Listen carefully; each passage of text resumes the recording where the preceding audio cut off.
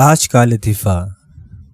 ایک دفعہ کا ذکر ہے کہ 3 سردار ایک ہی چارپائی پر سو رہے تھے اور ان کو جگہ کم پڑ رہی تھی۔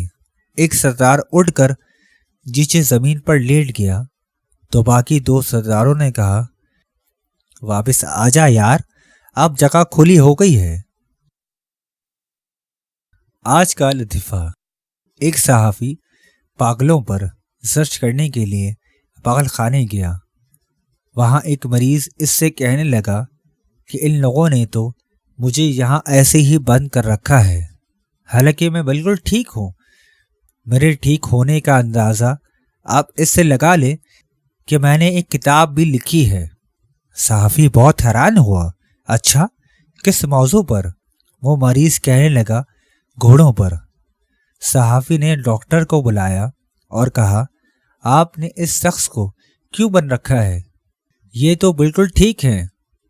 جو شخص گھوڑوں پر ایک پوری کتاب لکھ سکتا ہے وہ پاگل کیسے ہو سکتا ہے؟ اس کے بعد صحافی نے مریض سے پوچھا، آپ کی کتاب کے کتنے صفحات ہیں؟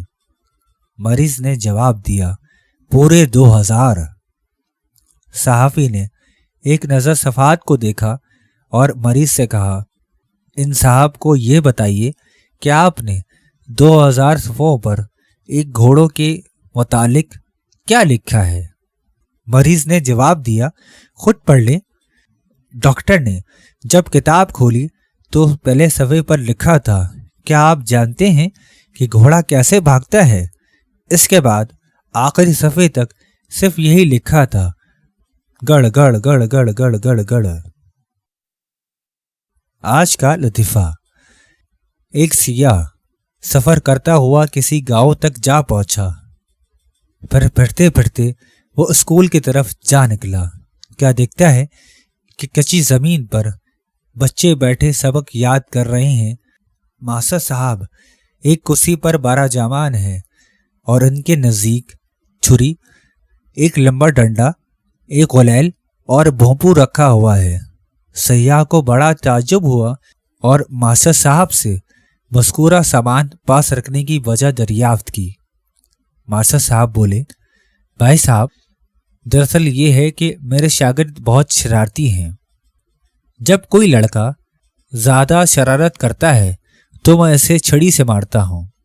وہ مار کھاتا ہوا تھوڑا سا پیچھے ہٹتا ہے تو میں بیٹھے بیٹھے یہ لمبا ڈنڈا اٹھا لیتا ہوں، اور جب وہ ڈنڈے کی حدود سے بھی باہر ہو جاتا ہے تو میں غلیل میں پتھر رکھ کر دور تک اسے مارتا ہوں۔